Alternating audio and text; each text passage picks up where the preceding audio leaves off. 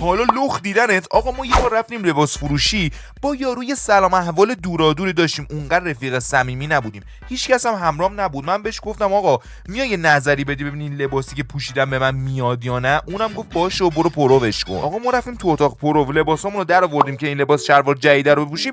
یکی از رفیقام به گوشیم زنگ زد چون قرار بود بیا دنبال ما بعد از اون با هم بریم یه جایی. به من گفت آقا کار تموم شده من بیام. منم بهش گفتم آره بیا.